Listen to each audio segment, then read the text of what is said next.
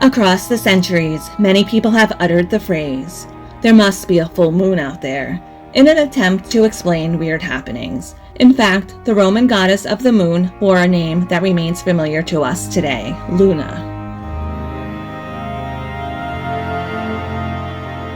Luna is the prefix of the word lunatic. The term lunatic originally referred mainly to epilepsy and madness, thought to have been caused by the moon.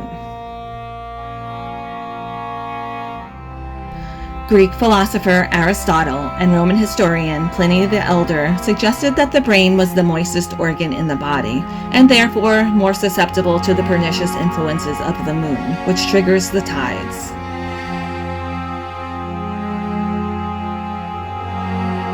Belief in the lunar lunacy effect, or Transylvania effect as it is sometimes called, persisted in Europe throughout the Middle Ages, when humans were widely reputed to transform into werewolves or vampires during a full moon.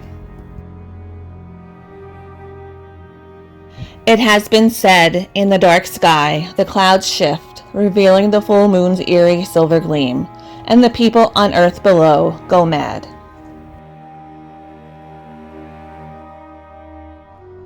Luna is the Roman goddess of the moon, often associated with nocturnal magic, secrets, and mysteries. She was also believed to have the power to grant fertility and aid with childbirth. Luna's name comes from the Latin word meaning moon. This is on par with her Greek counterpart Selene, whose name refers to the light or gleam emanating from the full moon.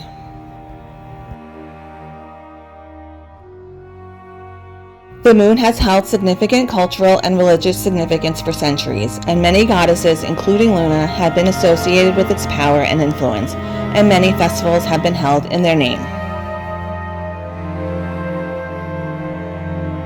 Luna is the enchanting and mysterious goddess who holds a unique position among the pantheon of the Roman gods as the divine embodiment of the moon. Within the celestial realm, she is considered the counterbalance to her brother Sol, the sun god, providing a delicate equilibrium between day and night. She is also sister to Aurora, the female goddess of dawn. Luna was a consort to Jupiter, the god of sky and thunder. In addition to Jupiter, Luna had a second mythical consort named Endymion. Endymion may have been an astronomer.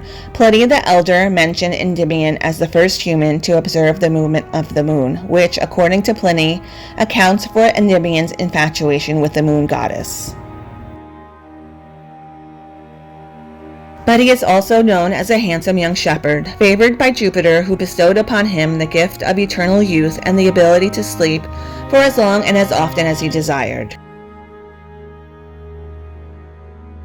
Luna is said to have been so entranced by his beauty that she descended nightly from heaven to watch over and protect him. Luna and Endymion had 50 offspring, known as the Menae. The Menae were the 50 goddesses of the lunar months.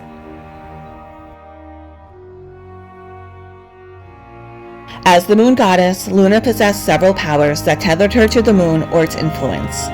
Roman goddesses of the moon and their Greek counterparts were said to be formed in a triadic manner. As a result, Luna was associated with two further goddesses, Diana and Hecate. Luna was the goddess in heaven and of the full moon. Diana was the goddess on earth and of the half moon, and Hecate was the goddess in the underworld and of the dark moon. The multiple facets of women, femininity, and childbirth were believed to be associated with the phases of the moon. The new moon represented the maiden goddess, always new, virginal, reborn, and ready for the hunt, whereas the waxing moon, increasing in size, represented the fertile mother goddess, pregnant with life.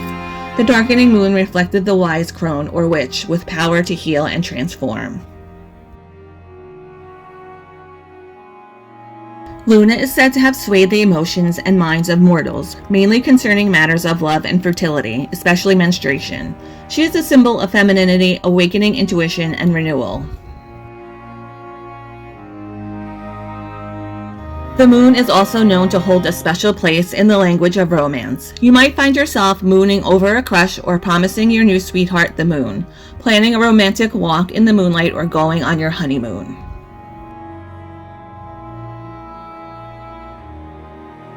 As a direct consequence of being the moon, Luna had the ability to control the tides, influencing the ebb and flow of the ocean, making her the patron deity of fishermen and sailors.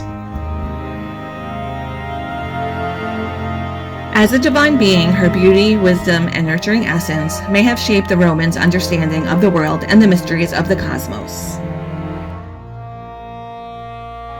The idea that the full moon makes people crazy didn't go out of fashion along with togas, however. In the 1700s, a British legal expert and judge wrote, "A lunatic or non-compos mentis is properly one who has lucid intervals, sometimes enjoying his senses and sometimes not, and that frequently depends on the changes of the moon."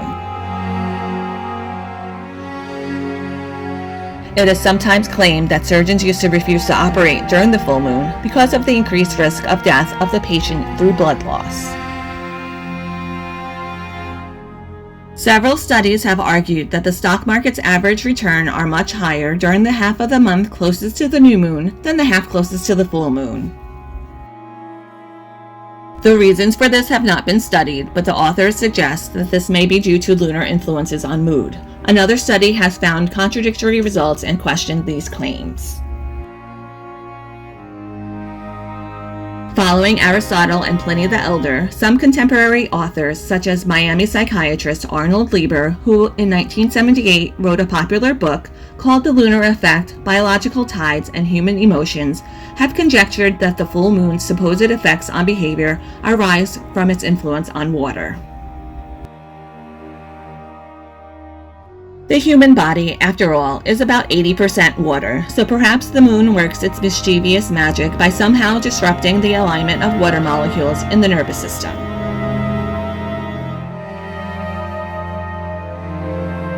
For decades, researchers have pored over hospital records and police blotters, and time again, they've come up with the same answer. The full moon doesn't seem to be associated with more strange things happening than usual. No uptick in births, no synced up menstrual periods, and no madness. Research has shown that the gravitational effects of the moon are far too minuscule to generate any meaningful effects on brain activity, let alone behavior. As the late astronomer George Abel of the University of California noted, a mosquito sitting on our arm exerts a more powerful gravitational pull on us than the moon does. Yet, to the best of our knowledge, there has been no reports of a mosquito lunacy effect. The moon's gravitational force affects only open bodies of water, such as oceans and lakes, but not contained sources of water, such as the human brain. The gravitational effect of the moon is just as potent during new moons, when the moon is visible to us, as it is during full moons. In one paper, researchers conjectured that there are more car crashes during the full moon. They later retracted it after realizing that many of those full moons were on weekends, when more people were on the road. But despite the lack of evidence, lots of people still believe that the full moon makes things weird. It's not quite clear where the superstition came from in the first place, but in defense of believers of lunacy, the moon does exercise some influence on Earth.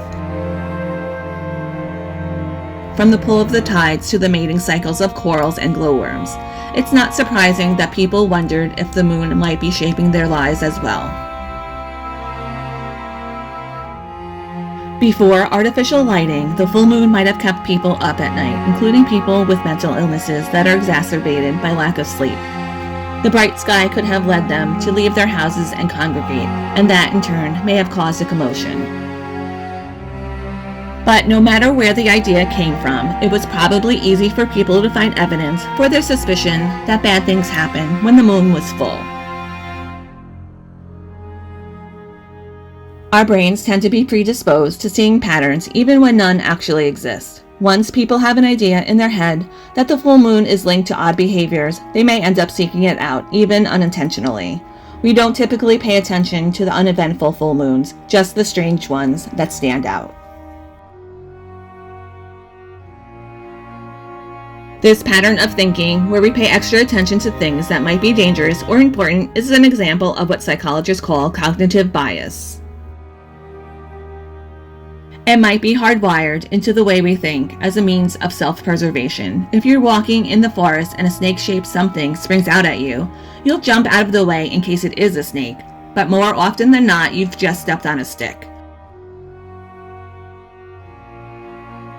It does make evolutionary sense to move though, just in case. Our brains operate on a better safe than sorry model. The same goes for keeping an eye on the full moon. And while cognitive bias could protect us from a possible snake attack, superstitions like assigning power to the full moon might protect us in different ways.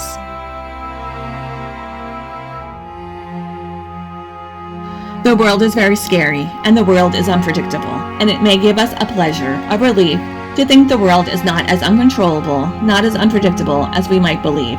Anything that gives us a sense that we can predict something might provide us with a measure of psychological reassurance.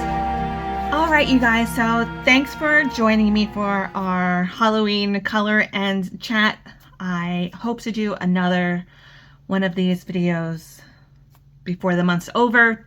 Just a quick recap. I used kind of a variety of different budget pencils, a few different Brute Fooners, and the Evazar London pencils for her hair. I did some stickles, some chalk pastels in the background,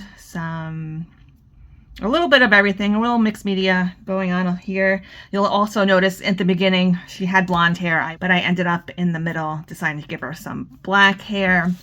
And I've been working on this page for a few weeks, so let me know what you guys think. Do you believe in the lunacy effect, or more on the side of cognitive bias being at play here?